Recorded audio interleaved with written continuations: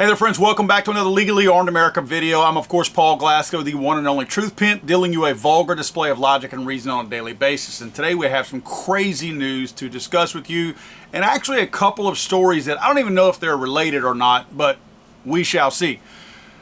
Tragedy at a Walmart. No, not the hair wig, weave pulling, knuckle swinging fights that you're thinking that Walmart is usually associated with. Now I'm talking about a mass stabbing of all things. If you want some good deals on Gideon products, go to their website, Gideon Optics. To me, has some of the best optics out there on the market right now at a price that's not going to break your bank. They're not the cheapest out there, but they're certainly not the cost of some of these out there. It's going to get you into a red dot, a nice optic, even some etched reticle optics that they have at a much more competitive price that you might find in some of the more popular brands out there.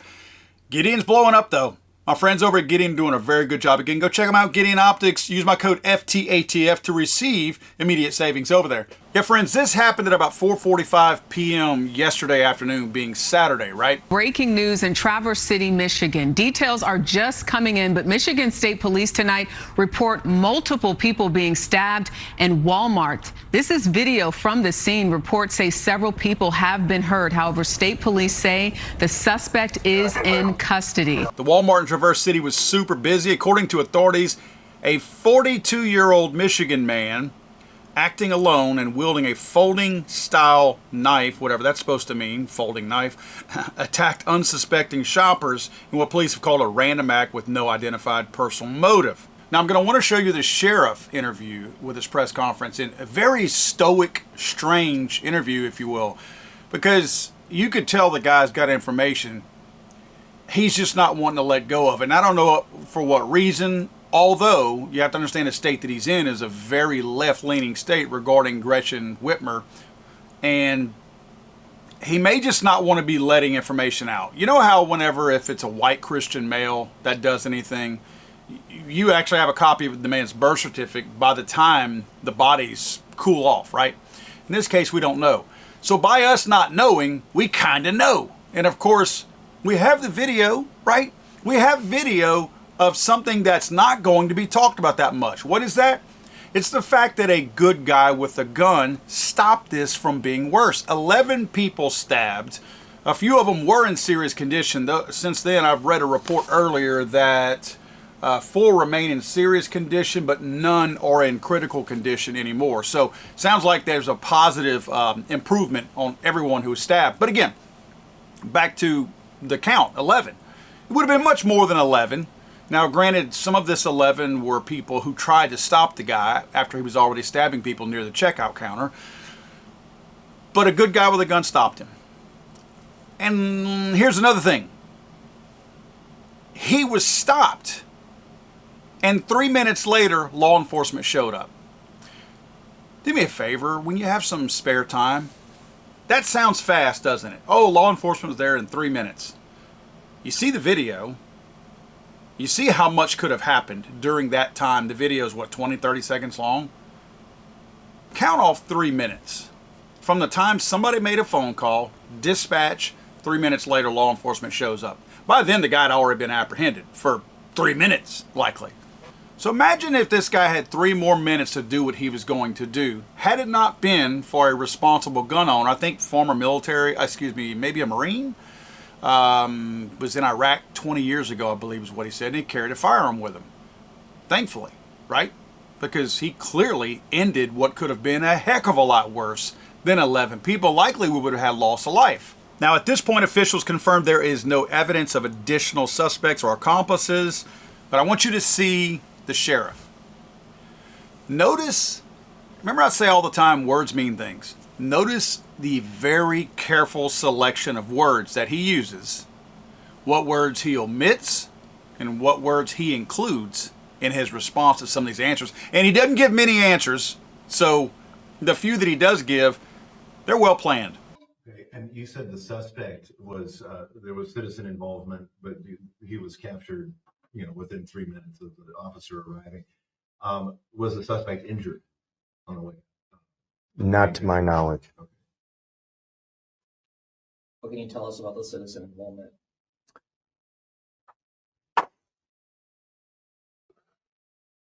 I'd rather get more information on that before I comment.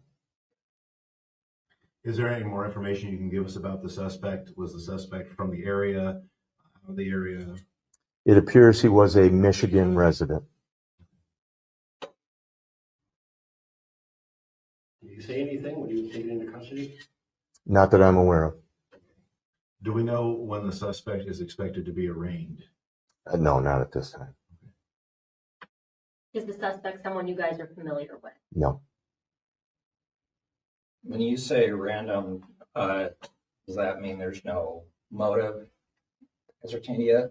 Based on the information that we have at this time, it appears there were random acts, that there was no, the victims were not predetermined. Again, that's based on the information we have at this time. Is there any indication that this was a mental health situation? I can't comment on that. You said folding knife. Is there any more details on the weapon that you discovered? No, just that it appears to be a standard folding knife style weapon.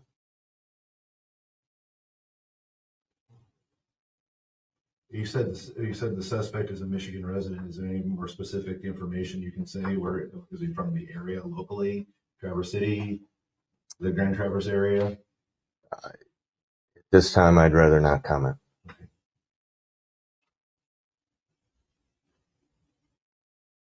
Do you know when Walmart could reopen to the public?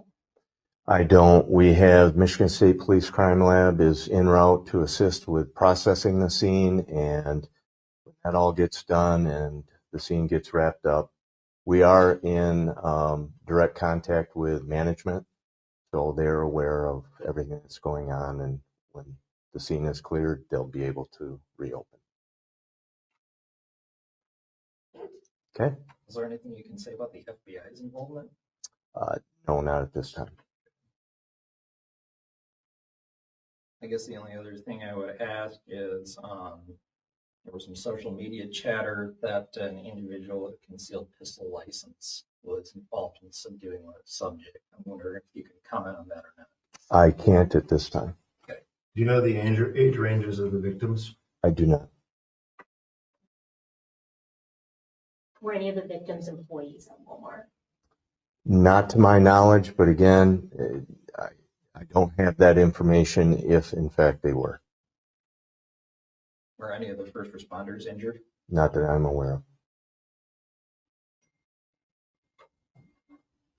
What's your message to the public now?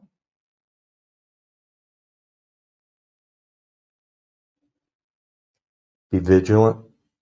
Know that no area is immune to this type of activity, unfortunately. And if you see something, please reach out, call 911. And as I said, there was citizen involvement in this. And as we learn more about that, we'll talk more about it. But it's very tragic, and nobody is immune to it, unfortunately.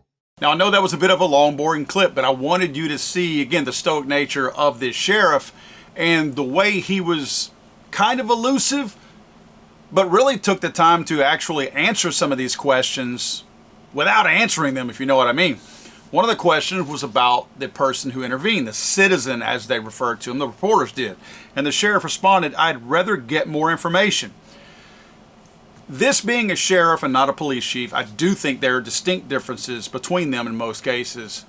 Usually your police chiefs are very liberal-minded because they're appointed by mayors, especially in bigger cities. This is not a massive city, so we're not talking about this. It's likely this could be a little bit more of a red area. But this is a sheriff. They're elected. So typically they try to do the right thing at a local level because, I mean, their paycheck depends on it, right? So by him saying that he wants to get more information, I wonder if he was cautioned. Now, I don't know this guy, but I wonder if he was cautioned that let's get some information about the concealed carry guy or the guy who had a gun on him before we actually start heaping praise on him and call him a hero. I mean, you know what they're trying to do. They're running a background check probably on the guy. They're probably checking the gun on him to see what kind of gun he had. Was it stolen?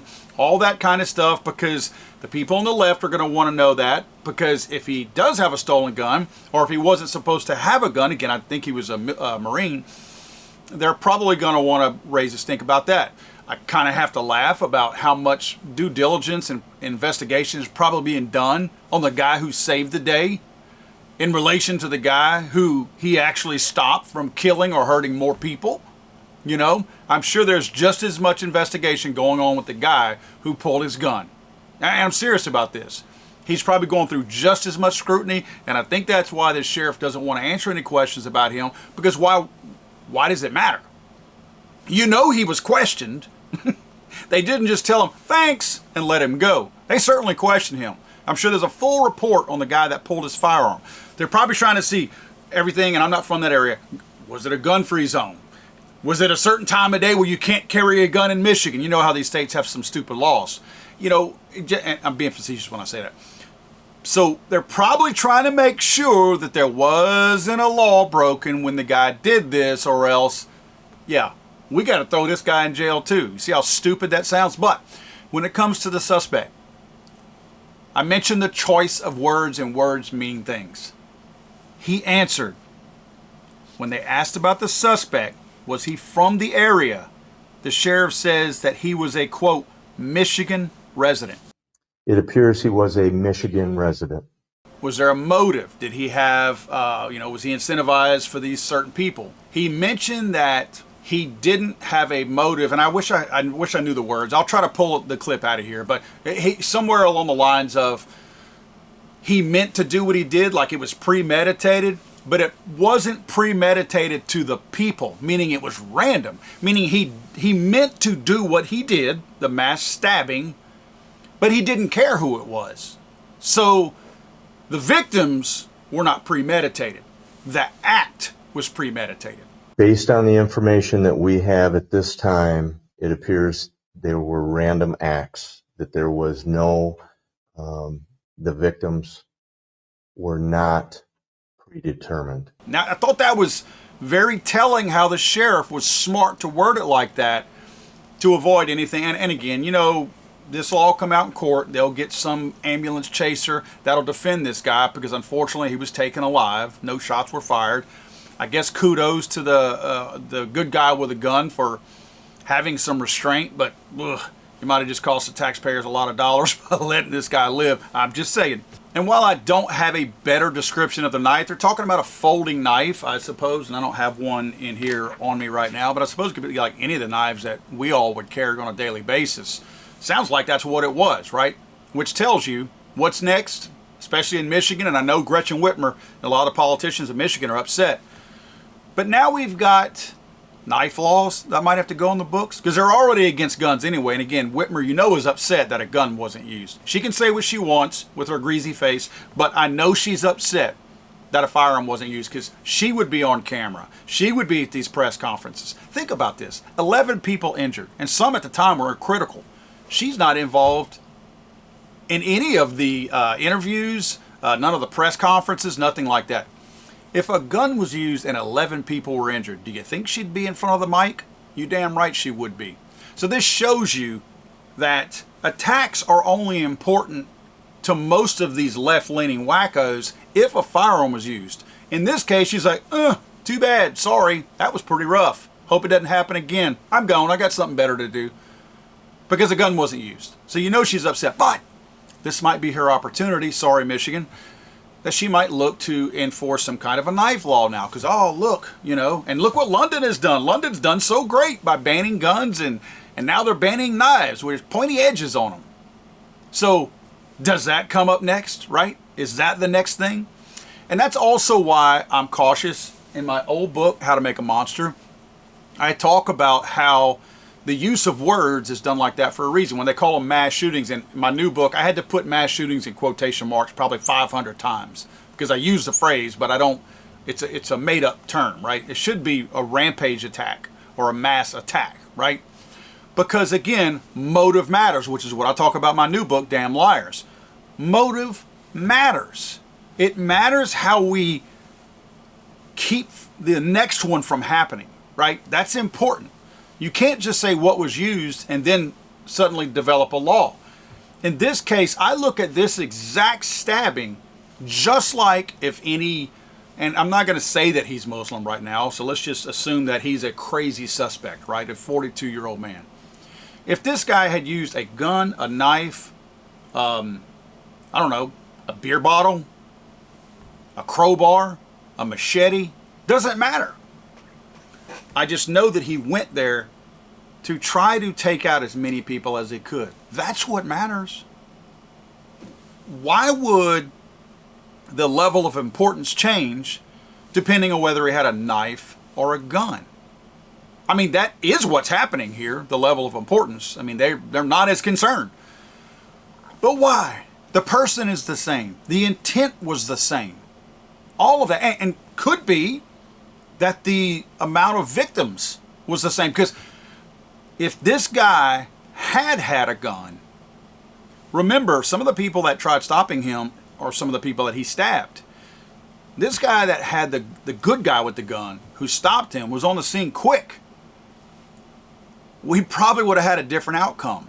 He probably would have shot him.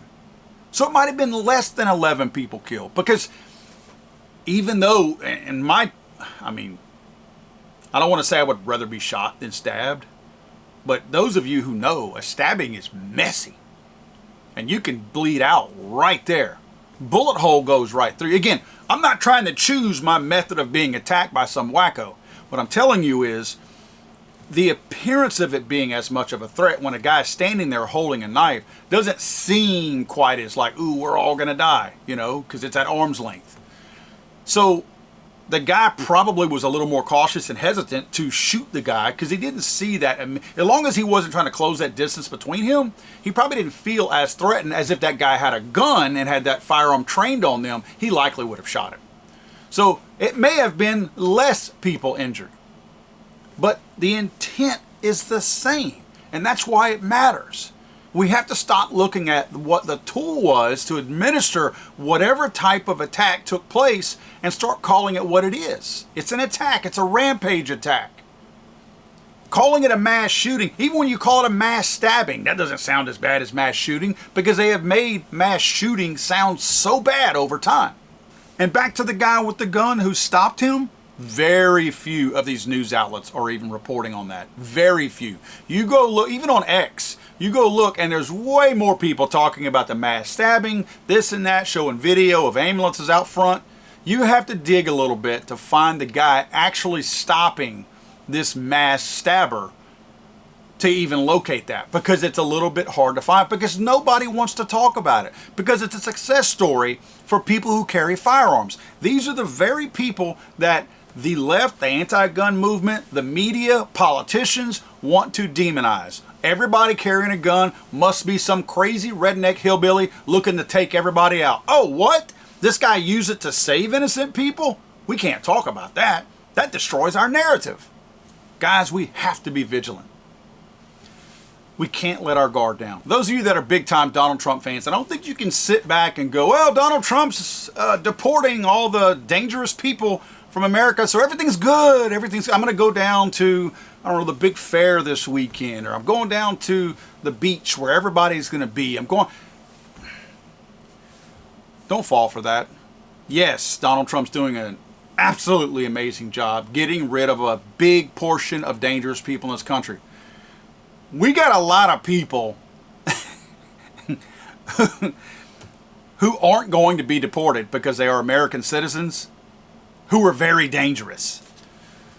So to put some kind of false sense of security in the fact that we're deporting thousands of dangerous people doesn't mean we should ignore the other thousands of dangerous people who are still here and are not going anywhere. In fact, they're still coming in.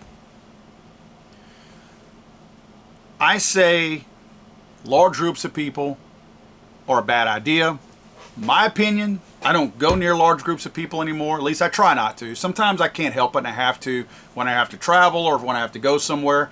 But I promise you this, when you see me at home, it's very rarely in large groups of people. And if it's in large groups of people, You know what kind of people it is? My kind of people. It's big gun conferences. It's not going to some kind of random big giant, fireworks display or whatever, where everybody and their brother can go. Nope, not going there. Because I don't trust the direction of a lot of these people out there who are lying and waiting and very patient. There's a lot of people out there right now who want to take out as many people as they possibly can. And they're just waiting. They're waiting for the right opportunity. I don't want to be the next Walmart guy that gets stabbed at checkout because some wacko with a folding knife wants to stab anybody. Now, the plus side is, and I'm looking at you guys when I say this because I truly believe this in my heart, I hope that if I wind up in one of these big, heavy populated areas, it's near one of you guys. Because I know how we operate, and I know we're kind of talking in a vacuum right now, right? An echo chamber. A lot of us feel the same way. This message is not getting out much to people outside of the way we think. But that's okay. Because I know when I go to a certain spot, if one of you guys is there, it may not even be words that need to be exchanged. Sometimes it says, you guys know what I'm talking about. You've seen this in public yourself when you see somebody. Sometimes you just spot somebody who's carrying, somebody you just know sometimes just by looking at them that they're carrying. And it's that glance, that look, and that nod. Not a wink or whatever, just kind of a, I see you, and you get it right back. And it's almost like, yeah, I got you. It's funny how, in general, most of us carry that brotherly protection type gene with us, where we will look out for somebody else. We have a lot of cowards in this world, but I truly believe that there's a lot of you out there that when you see something happening like this guy in Michigan, you won't hesitate to draw that weapon and at least neutralize what's happening at that very moment. Now, how you handle it, during that process is different. But the fact that I don't think many of you guys would step back, take a minute, process it, and go, wonder if I should get involved. I don't think that you're going to do that. I see, and I interact with a lot of you, especially in the comment section. I see you guys as the kind of vigilant people who are like, not with me here. Because that could be your wife, that could be your daughter, that could be your son, it could be your mom in that parking lot getting stabbed or at that checkout counter getting stabbed. And the fact that this Marine stepped forward and ended this thing with his firearm, to me, is a beautiful thing. And it says a lot.